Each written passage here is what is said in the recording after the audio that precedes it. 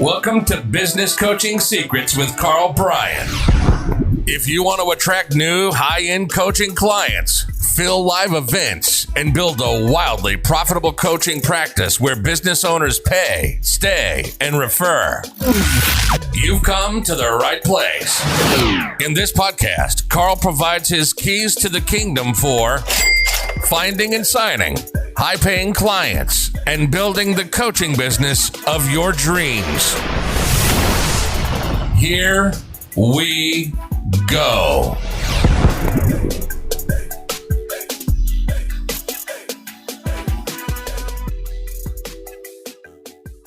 Hey everybody, and welcome back to Business Coaching Secrets. It is your boy Road Dogg here with the man himself, Mr. King Karl Bryan. Good day.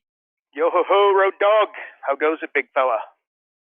It is going well in a self-isolating world. It is just wonderful. I know. I had a social distancing beer. I have to tell the truth there. I had a social distancing beer on the weekend. And honestly, that the gal is my wife, some of her friends, and they invited me over. And I'm like, all right. They literally had a tape measure out, and they're like making sure that everybody is 6 feet apart. There was a set of rubber gloves, and I ended up putting on the rubber gloves because I thought that just seemed like the stupidest thing I could possibly do. So I sat there in the cold, drinking a beer with rubber gloves. So there you go. That's what I got up to on the weekends. How's that, Big Shoots? That's not bad. I did virtual beers with my curling team, and that's a bit of a different experience. Yeah, but actually, I get invited to a virtual poker game. I didn't show. It was Johnny Utah, our mutual bud, but I decided to pass. So well, if it's Johnny Utah, listen, there's a lot of diseases I'm worried about, and with him, COVID is not one of them. So I'm just going to leave that there. He might be listening, man. This one's for you, Utah, if you're listening, my friend. There you go. All right, buddy. So what do we got, man? What do we got this week? Let's hear it. Okay, so I got we've obviously got questions related to everything that's going on right now. It's interesting because you and I were chatting yesterday, and I forwarded something to you from John Tafford, who is the bar rescue dude. And now, amazing. I can get sucked into that show so easily. It's absolutely mind blowing. But he was talking about the longer term effects of the social distancing. And here's a question somebody asked it. And maybe we can get into a little bit of what he said as well. But I'd love to get your thoughts. Like, what are the effects of social distancing, do you think, in the longer term and not just immediately right now? Oh, I tell you, look, it is not going to magically disappear, right? Like, it's just something that I think is going to be somewhat long-reaching. I would also say that, look, people, if you look, the best predictor of the future is the past. And I think you'll see two things, but people are remarkably forgetful, right? In that I could see everything going back to semi-normal, but I think that this has been dramatic enough by the time it's all said and done, and we're not, at the end of it yet. I do think it's something that, look, it is, like, it's not magically going to disappear, right? Like, my 78-year-old father, I'm just not going to be ripping him to the hockey game. I'm just not. I'm going to be thinking twice about it. Will I take him to the hockey game? There's a good chance. Is it going to be a weekly activity? No chance. It's just there's a thought process there that I just never had in the past, and I think I will in the future. So I'm interested to see what the long-reaching effects of it are. But again, like restaurants. Well, Road Dogg, you tell us, like, so you sent that video to me, which, by the way, I thought was very, very good. But so what are some of the things that you, like, from the video that he talked about, and what do you think, what do you see happening as well? I'd be interested after watching that. Well, what was interesting to me out of that whole thing was him basically saying, like, this is not, you're not going to rush out and into a crowd right after this, right? So his whole take on it was restaurants are going to have fewer seats and tables available. So the best that they're going to get back to is probably a maximum of 70%, right? Like, that's it. And the problem right now is, these guys are doing, say 100 and 150, say, orders over a lunch break. And we can all say, look, it's easy for you to get into the delivery business right now, but you're not delivering 150 orders inside of an hour. Like it's just Not happening. impossible. So, but the thing that I thought was really fascinating was movie theaters. Right now, like there's something that these guys are shut down right now indefinitely. But I guess he was talking to somebody, and their strategy going forward, they're going to start having clusters of seats. Clusters of twos, fours, sixes, and then they're going to be separated a bit in the theater, but then they're going to come and serve you. So if you want a beer or a wine, or you want some food or whatever, obviously to try and make up for the loss, right, of the lack of people, because no matter what, if you're going to have less people, like, can you imagine being in the restaurant industry and it's like now all of a sudden you're maybe only going to ever get back to 70% of where you were? Like that's a rude awakening. So look, this is it, man. But do I think that is? I mean, like none of that is set in stone. But I agree. Like this is the kind of thing that you got to be thinking about. But I'll just tell you this. But importantly, and I don't want to be the doomsdayer, right? It's not my style. It's not what I believe. It's also there's going to be some amazing. Like you got to stay positive, right? And you got to help your clients stay positive. Like right now, and Road Dog, you would have seen it internally. We've got, my company, I got 800 coaches. We're all over the world, 24 countries. I have been on more group calls in the last month that I have been on in my entire, the 12 years that I've had the model. For the simple reason that I got to be there. I got to be the loudest and the most positive cheerleader. And it doesn't come from a place of hyperbole or bull crap. Like it's dead set. Like I believe that, right? Like there's unbelievable opportunities that are going to come on the back end of this. So being positive doesn't mean, being happy all the time. It's knowing that there's a reason for what's happening, and there's an incredibly positive outcome on the end of it. And for those listening, and if you're a business coach, I believe that it's going to be easier to make $100,000 more than ideally $250,000 as a business coach than it was prior, because you were going to have a very disruptive, you're going to be able to reach back to 2020, including in 2024. Nobody's forgetting this anytime soon, right? So you're going to be able to reach back to that and be able to explain that, look, here's the reason why you were in so much trouble so quickly. And it's going to be a scratch that you're going to be able to itch, and you are going to be able to sign up clients. And then not to mention that the greatest and biggest companies of our time started during the worst economic times. It's not by accident. It's not by fluke. That's happening. So get out there, basically you're shaking hands, kissing babies, and although doing none of that because you're not allowed out of your damn house, but there's relationships that you can form over the phone, over email, over Facebook, that you just weren't able to do in the past. So really, again, there's a good chance that you could be taking on that, golden ticket client that could be paying you, tens of thousands of dollars per year, falling off a log. So yeah, I do. Look, man, the answer, social distancing long term, I don't have the answer. Nobody's got the answer. This is not one that, you know what I mean? To say that I've got the answer is just ridiculous. So I don't want to pretend to do that, but I do know this, that we're not going to magically be able to go outside again and then have this just wither away. Like I said, I just come back to my dad, or even for my own family, right? Like, shaking hands. I just think that this is something that's going to change in the future. Definitely hand sanitizer and, folks washing their hands, just that general hygiene is going to go through the roof. No question. So there's some business opportunities there, without doubt. So that's what I'd say, man. Social distancing, keep your eye on it. It is something I'd never heard of social distancing prior to, 1 month ago. And now it's like it's a daily conversation, and we're getting questions about it. So the world's a crazy place, Road Dog. Well, if you took a drink for every time you heard social distancing or COVID-19, you would die. I know. And by the way, you talk about not shaking hands. Listen, bud, prepare yourself. As soon as this is over, I'm giving you the biggest hug possible. So don't even worry about it. I can't wait, Road Dog. Although you're a very big man and you've lost some weight, dude, now that you're Mr. Marathon. So there you go, dude. Be a slimmer version of yourself. So the one thing I'll add to that, you mentioned this is going to be a little bit long lasting. Dude, this is like 2008. Like, think about, we still, up to this, we're still talking, people are still talking about 2008. Yeah, 100%. Like, it's the same thing. One other thing that just came to me that I forgot about, and it's Tapper. He actually opened up a bar. You know how he did it? He raised money by selling gift cards before it was Oh, I even love it. Yeah, I heard that. right. Like that Home run. strategy, guys. Like if your restaurant, like if they need money right now, and again, it's one thing to say, hey, can one support local, and we all should, right? And get gift cards to help these folks out because guess what? They've been there, they've sponsored your little league teams, they've done all this stuff.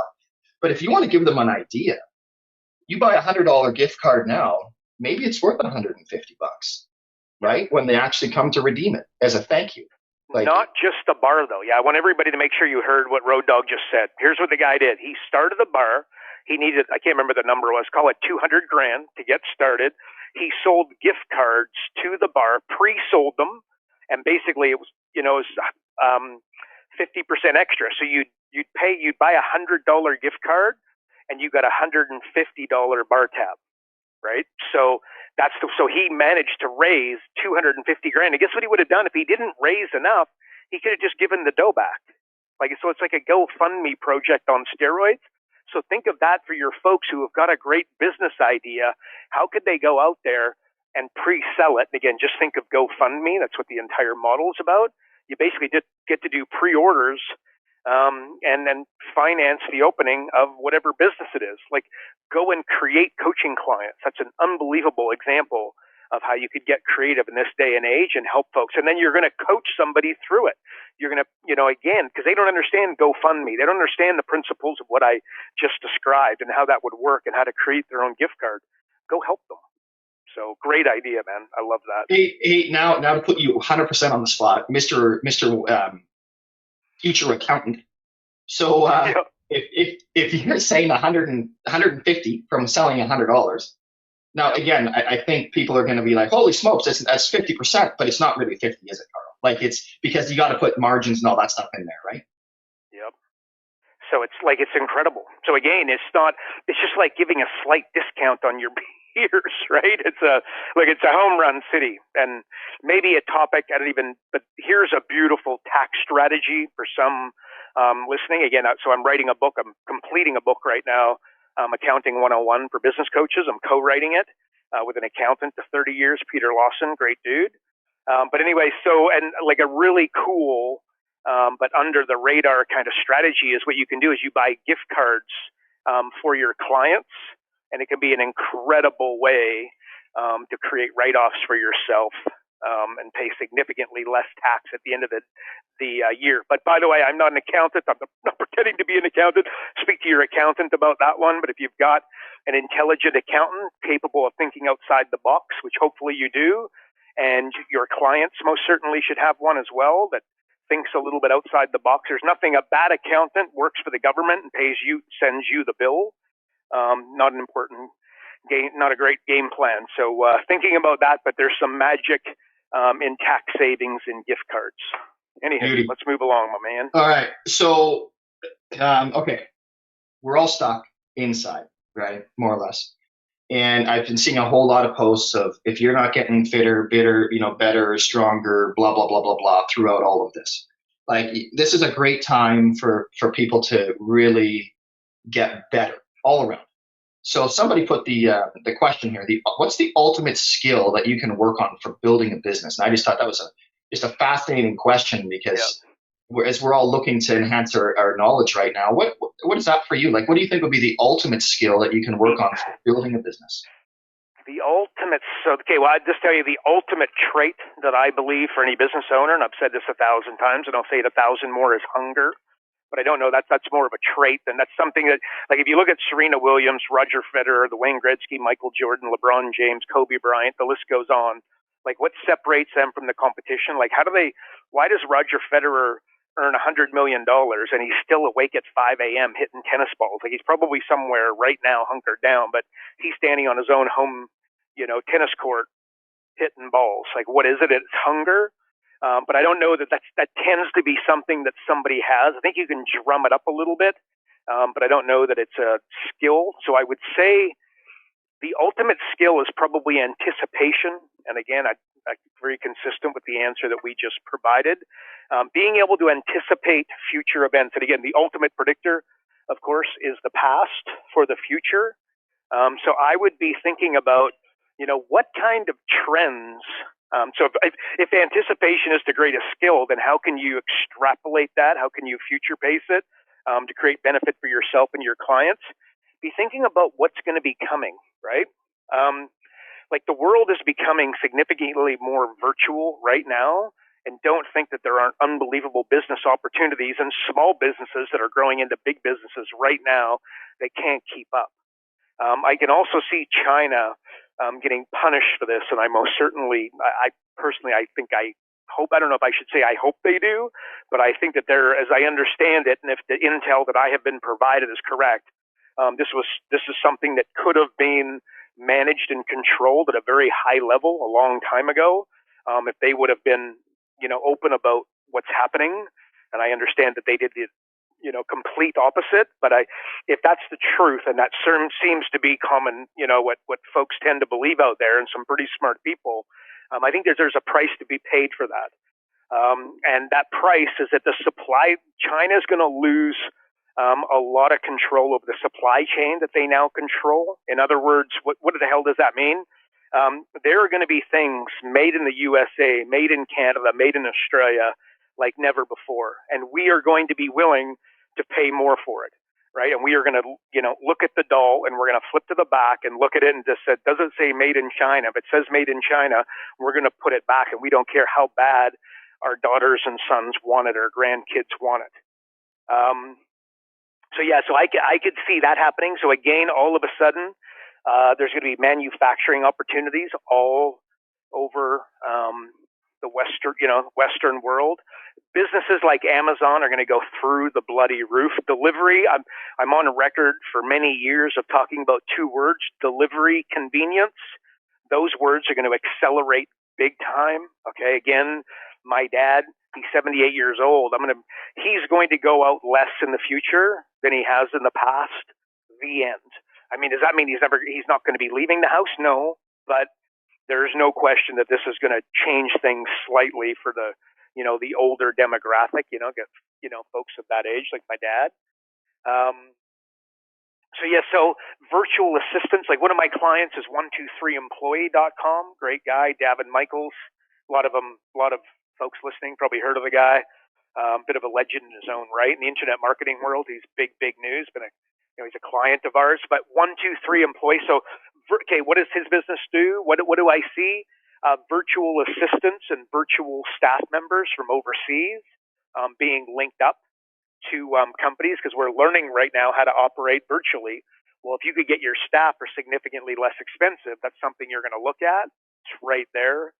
What we are doing internally, so we just created, literally over this weekend, put a lot of final touches on it, but we are going into financial training at a higher level than we have, right? Road Dog, we've talked about this over the last podcast for ages, but financial training and accounting is something that I've been teaching myself over the last number of years, and got incredibly, I just learn it. I'm not talking about reading some books and understanding some X and O's. I mean, really getting underneath the surface that, what does it mean?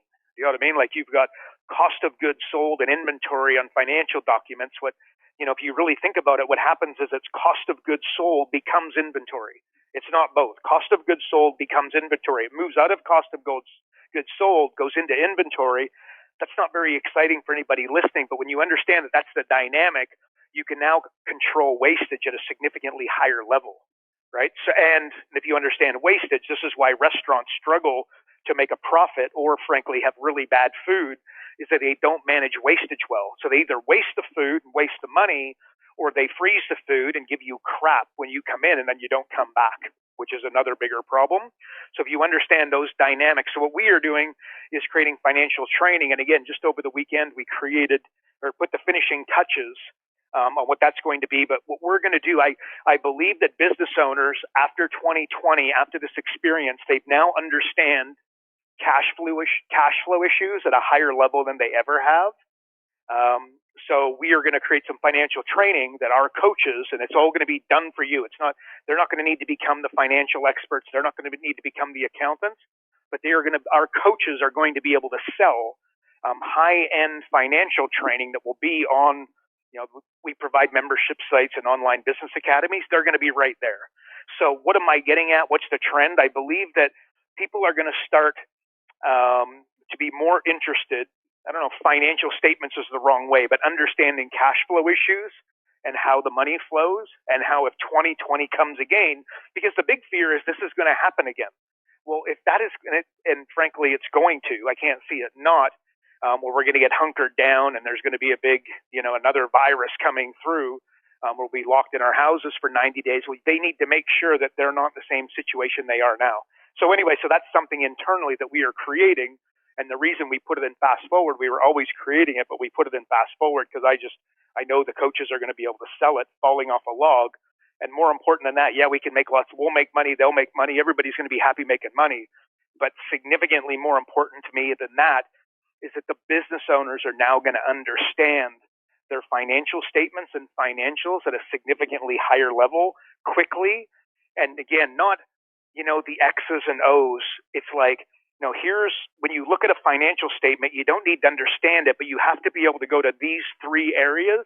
An example would be accounts receivable, inventory, and accounts payable would be three big ones that jump out that they don't understand, they don't really see, but they need to understand at a high level. Anyway, so that is an example of something that we are doing. This is something that, we've anticipated it.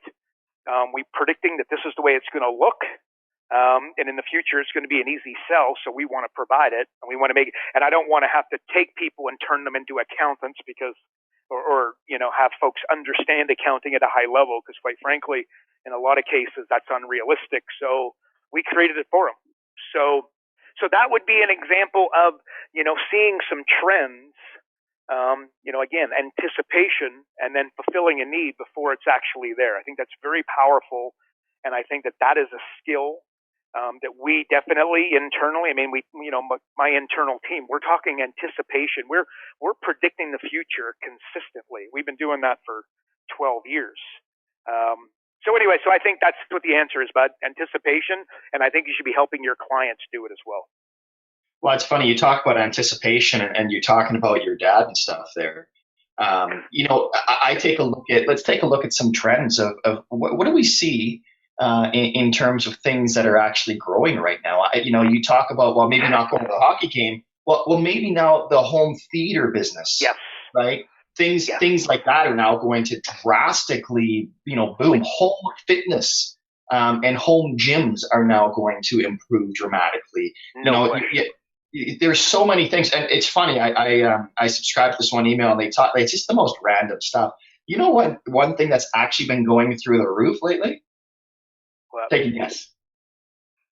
I don't know. Tell me. I don't know. Condom sales. Hey. Condom sales.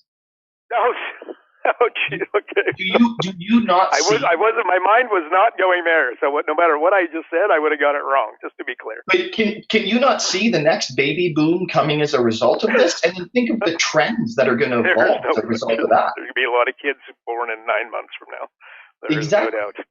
So now anybody that's going to be serving that market, hello, opportunity rising, right? Like, let's keep this stuff in mind too. So.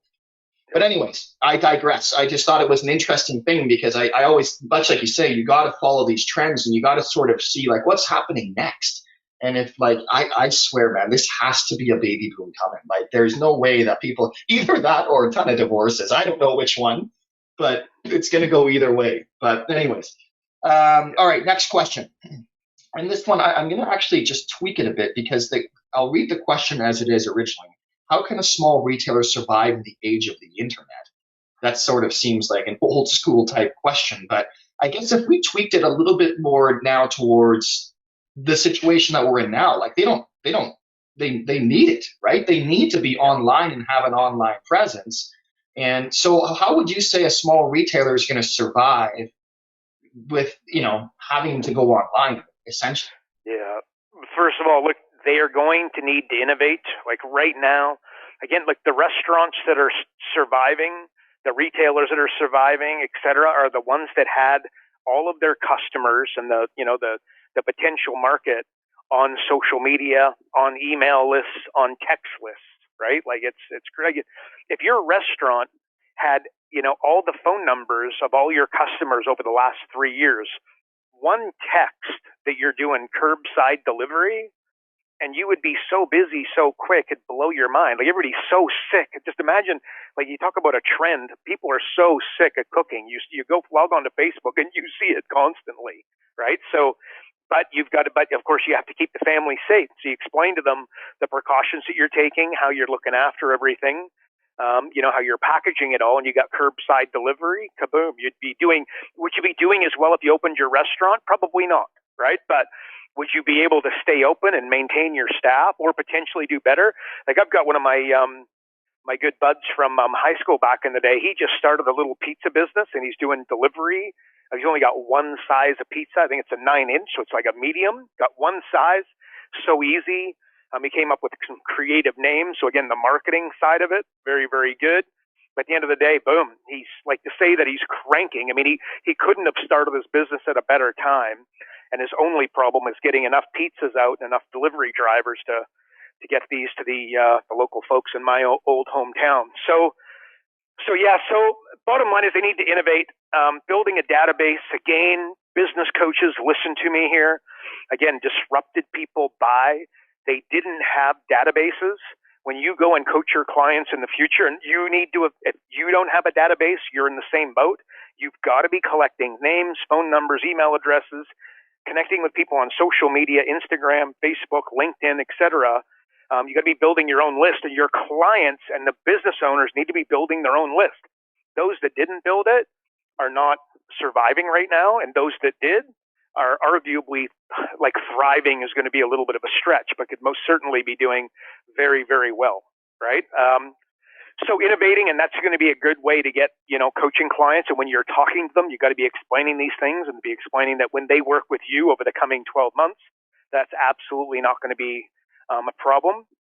I think we've answered this somewhat in the past, but just at the end of the day, we are going to get allowed out of our house, and world is going to, continue as per previous. One of the things that you've got to do in this day and age of the internet, they have got to create an experience.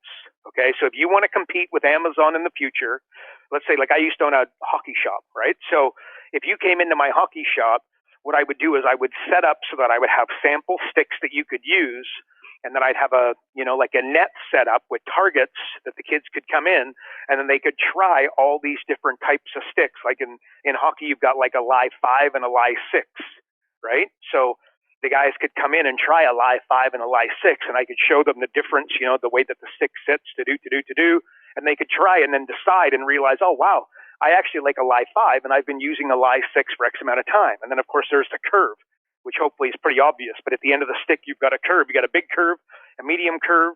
You got a small curve, like a straighter stick. You've got, different points where the curve happens at the end of the stick, the middle of the stick, at the beginning of the stick. And Road Dogg, I just happen to be holding a hockey stick in my hand right now. But if you guys know anything about me, you know that I basically walk around my office and I hold a hockey stick and spin it around and stick handle a tennis ball, sadly. But anyway, so again, this particular stick, this is the style that I use. I didn't magically just walk in and say, I like the look of it. I tried, hundreds of sticks, and then this is the one that I decided on. So that would allow the kids, and in many cases the adults, to be able to experiment. So if I owned a skateboard shop, again, having a little ramp, got to be careful with insurance here, by the way. But if you had a little ramp and, you didn't you made sure people wear wrist guards, elbow pads, knee pads, and a helmet, you're totally fine, right? People aren't going to go on a ramp and then die. And you make it very, very small, right? So it's not huge. But all of a sudden, guys could go on and they could try different types of skateboards, longer decks, shorter decks, fatter wheels, skinnier wheels, etc. So you create an experience, interactive and whatnot, with, DVDs and virtual reality is going to be coming, conversation in a rabbit hole we probably won't go down now, but you could see how there'd be a lot of you could create a really cool experience in the shop, but that's the kind of, then you get the opportunities to excel and really, really crush it.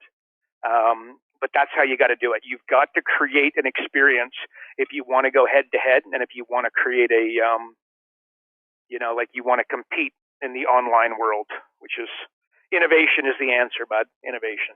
So listening to you talk about skateboarding is probably like listening to me talk about hockey. It's amazing. Yeah. Okay. There you go, man. I used to have a Mike McGill, Powell Peralta, Mike McGill. There you go. In fact, that was one of our good buddy Bieber's dad. He's actually got a tattoo recently, and it was of the Mike McGill. Do you remember the Mike McGill skateboard? The skull with the snake.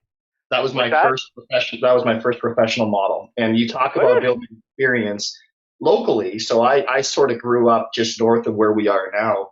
And there used to be a little skateboard shop, and they had a 4-foot ramp in the back. And that's where I got my Mike McGill model, probably right around 1980. Geez, I don't even know what year that would have been. Kind of mid 80s, right? So, but anyways, I digress. All right, that was it's. So you're not using a Toby stick? What's going on with you? Your buddy's not going to be pretty happy that you're not promoting Toby. Yeah.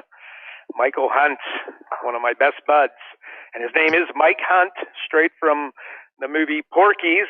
As he says, he's never got a traffic ticket in his life because he gets pulled over and he just goes, "That's my name." And they go, "No, it's not." And he says, "Yes, it is. If I show you my ID, will you let me go? I was only going 20 kilometers an hour over the speed limit." And they let him go. So, yes, he is Mr. Toby, that boy. I'm not sure how you're not using a Toby stick. Anyways, that's enough plugging for that boy. I just got to say, Karl, like, it's interesting because you talk about this online world experience, and I think this is an unbelievable opportunity. Like, a lot of people are being exposed in terms of a weakness that they've had in their business, and this goes for coaches too. They just don't have an online presence. Now, I realize that, with us, we've built out an entire e-learning library and system for our coaches. But I think we need to be capitalizing on that a lot more. And I don't understand how a lot of businesses aren't capturing that, not leading and having their own, if you will, membership type of a group or program online. I just think it's a tremendous opportunity. Because again, you say it's going to happen again. Yeah, it probably will, right? So this is exposing a lot of the weakness of people not having any sort of an online presence. And what an opportunity for them to now get on that. And you as the coach leading them and showing them, and maybe even just going, "Hey, look, here's what I've got," right? And helping them build out their own online presence. So there's that. But now to shift from online to offline, which will probably shift back to online, I'm sure of it. We got a question here, and again, this is everybody, man. Like, I've got my year of live events pre-booked. Would you suggest I delay them? Big question mark. Or turn them into online streaming events? Oh, that's a good look. This is a good question. Okay, yeah. So the question is that they booked out their events, and they're asking, should we delay them or should we turn them into virtual events, right? Once again, the world is a crazy place right now. Anticipation through a lot of the answers that we've given today, I think that was a good answer, and that things, folks should be thinking about. I mean, realistically, if your event is in 45, like my daughter, like her birthday's coming up, right? And I'm like wondering, is she going to be able to have a birthday party? Is just something top of mind. Like, that's in a couple months. So it's very similar, in terms of just thinking through. I don't know. You don't know. Event 6 months from now, I'd be amazed if you're not 100% fine, nothing to worry about. Events for the next, because what could happen is we could all be let back out, right? That sounds so weird, like we're in jail, but whatever, let back out. But then something, horrific could happen, and we could all have to get hunkered back in. Do you know what I mean? So that's an example. So do I see everybody being locked in their houses for an extended period of time? No, I absolutely do not. Because I just don't believe that the world works when everybody's hunkered inside. Do you know what I mean? And people are going to go stir crazy, because there's other brutal effects of that. Like, what about the depression? And what about the suicides? And what about, it's rough, right? Like, I've got a 21-year-old daughter, and she's hunkered, like she lives on her own, right? She was looking for a roommate just before this. Luckily, she's got a job where she is still working, so she's still getting, plenty of, human interaction. But my goodness, and if it does come to it, like, I'll be jumping in a car, picking her up, and she'll be coming here. But at the end of the day, these are things you just don't know. So what do I think? That the events from today for the next 3 months, I would probably be either, again, delaying them, and that would depend on the size. Like, how difficult is it going to be? How expensive is it going to be? But it'd be a really good exercise for you. Like, let's say you had one in 90 days. I would definitely say no. What you should do, because this isn't a skill, and by the way, I'd be interested to know how it pans out for you and how you do with it, but I would take that event, turn it into virtual for nothing else than, the skill set of being able to do it, doing the event, experiencing the event, seeing the results from the event, looking at your bank balance at the beginning of the event and then after the event, and how did you manage to monetize it? And by the way, can you see this to be in your future, right? Like, guys, again, if you want an example of all of this, right? Like in 2008, I built a very large coaching company. I had dozens of business coaches working for me using my system. We used to do $400,000 a month in new small business coaching clients. I want you to think of the amount of lead generation, the number of events and whatnot that were going on. I mean, it would just blow your mind. Well, 2008 happened. I took a big punch in the mouth. In times like that, the revenues stop, but the expenses don't, right? And again, I was a reasonably young guy working all this stuff out. I was like, holy smokes, I had to go to work big time. Well, I went to the internet, and the model that I now use in 24 countries was born in 2008 out of necessity, right? Like, I was just like, well, the old model just does not work in 2008. And it's not that I easily could have resurrected it and brought it back in about 2009. It would have started working just like it did in the past. But there was also an element of, that's not what I wanted. I'd created to a large degree, I was planes, trains, and automobiles, and it's just not the business I wanted. It wasn't the level of, there was just some stuff going on where I was like, the internet. And if you think back to 2008, the internet's been around for a while, but I got to tell you, things like streaming video and whatnot were very new at that stage. Like, YouTube was in its infancy big time, really just starting to, gain flavor out there. So I just said, look, here's what I'm going to do. And I was prepared, and I knew, because I'd been business coaching for a long time, my psyche was that I will either screw this up royally or I will knock it out of the park, but there will be nothing in between. Like, you know what I mean? Like, I knew exactly what I wanted, and I was working backwards from there. So I'm not trying to pat myself on the back in any way. I'm trying to let you into 2008. I look back, and it was a nightmare. I remember many conversations I had with my dad where I was like, holy smokes, man, like, what the heck is happening? What would you do if you were me, et cetera? And he, helped me through it big time. Like, he was so helpful. But at the end of the day, so I adjusted my sales, and here we are. For you guys, again, that event in 90 days, if nothing else, turned into virtual for the reason that I just outlined. Like, maybe that's because I would be surprised that the person that asked that question, if you were to press him or her, like, what kind of business do you want? In fact, that's a really good way of ending this question. Remember, don't ask me what I do. I got to ask you what you want, and we need to work backwards from there. And remember, what you want and what I want and what Road Dogg wants and what somebody else wants are different. End of story. So really, if a virtual company is what you want, this might be the perfect opportunity for you to go build some muscle, to hit the gym, metaphorically, and see what you can do with a live event, and if you can monetize it. And you might be the person that ends up building, the largest virtual, live event business coaching company on the planet that rivals what Tony Robbins is doing now with live events. Like, don't think Tony Robbins isn't sitting there going, what the heck? Like, a Tony Robbins event may have just, and by the way, maybe it'll come back and we're all ridiculously forgetful and we're all going to go and fill the room for Tony's next event. You don't know, I don't know, Tony Robbins doesn't know, right? Like, the sporting event, I just don't see, like, if I'm the New York, well, not the New York Yankees, but if I'm a team that's somewhat fledgling, like, let's say Major League Soccer as an example, I'm very nervous right now. Like, I'm nervous big time. And I'm thinking about how can I create an interactive experience for my fans so that they don't have to be in the stadium, but feel like they're in the stadium. Like, what I just described is a multi-billion-dollar business, like, big time. So anyway, so that's the answer to that one, is that, frankly, again, I don't have the answer, but I would say, what do you want versus what do you do? And if you love the idea of building a virtual, a company with virtual events, this could be the time to basically go build that muscle that will allow you to do exactly that in the future. So yeah, and I just say 90 days, I would be going to virtual, like what we did internally, right? Is that we had, in fact, here's an ironic bit. Adrian and I, my business partner, we launched a 120-day intensive for what's called live event mastery. Right? Like I've done over 400 local live events. We took the process we created that's worked over, a couple of decades for the most part, filled hundreds of events, and then we turned it into a program, and then our coaches use it. Well, right at about, I don't even know what we were at, like 3 weeks, a month into the damn 120-day intensive, where we were really trying to get some momentum and get our coaches crushing it with live events, because it's just a great, if you own a coaching company, you want to have live events cranking. Well, this happened, and we had to get to work, and we literally in 72 hours between Friday and Monday took the entire program and turned it into virtual.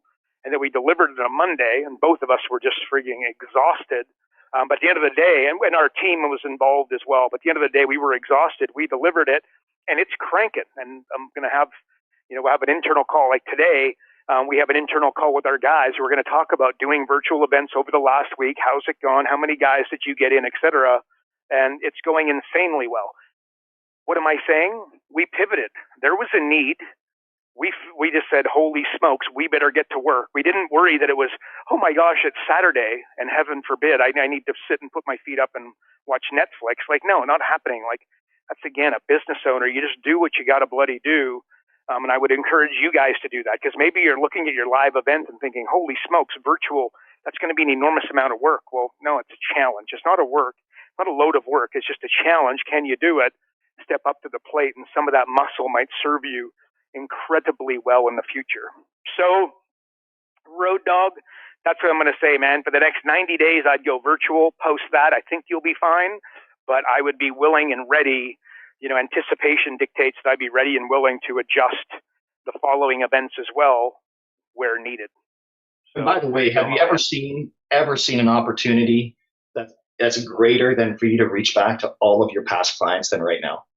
Oh, anybody who's not doing that, every coaching client you've ever had, every prospect you've ever had, you got to get an email to them, a personal message to them, a phone call into them, and not sell Mortimer. Just, I know there's some challenging times here. Is there any way that I can help? Start the conversation. Again, this isn't again, a good percentage of them are going to be in trouble and not be able to buy from you or willing to buy from you right now. Lots of them. You are there for them right now. They will buy from you when all this clears. And it will, again, we are going to prosper on a level that we've never prospered before. That's 100% certainty. I guarantee it. But it's going to take a little bit of time. So you'll get those. But also, there's going to be folks for some opportunity. Like, they need to go and start building their database. They need to go and create a virtual existence of some way, shape, or form with their company. And yeah, you be Johnny on the spot to help them do exactly that, and they'll pay you handsomely to do it. So yes, Road Dog, high five, man. Johnny on the spot and as handsome as Johnny Utah. All right. Any closing remarks from the man on top of the hill? No, I just look. It's bloody. You can get lucky and make it. You can't get lucky and keep it. That might be a perfect way to finish this. The economy is a Ferris wheel. It just keeps rising higher and higher and higher, but it does keep going around. And what you're experiencing is that, unfortunately, it takes 10 years to go up on average, and it takes 1 year to go down on average. In fact, less than that, and we're experiencing it. So the economy is going to come back, but what you got to do is you got to help your clients and you got to help yourself. Make sure that you monetize the good times that are going to be coming in the future. Sock some money away and protect yourself for when it comes down. So you got to make sure that you got to make it on the way up and make sure you don't lose it on the way down. I believe that there's incredible magic in that statement. And there's going to be some of that, by the way, in the finance program that we're going to be building. But the world is a Ferris wheel. It goes up and then it comes down, and it comes down very, very quickly. So make sure that you're protected prior to doing so. So that's where the expression comes. You get lucky and make it. You can't get lucky and keep it. There you go, bud. Beauty, another home run, my friend. All right, everybody, again, thanks for tuning in to another fabulous episode of Business Coaching Secrets with our all-time favorite king of all, King Karl.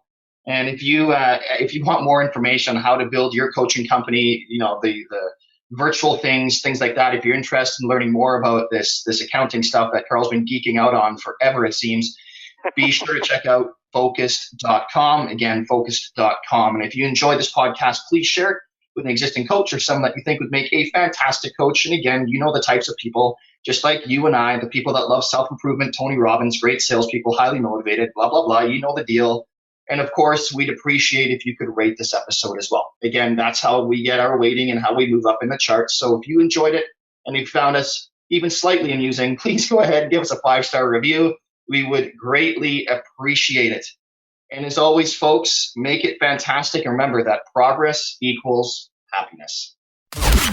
Karl Bryan built Profit Acceleration Software 2.0 to train business coaches how to find any small business owner more than $100,000 in 45 minutes without them spending an extra dollar on marketing or advertising.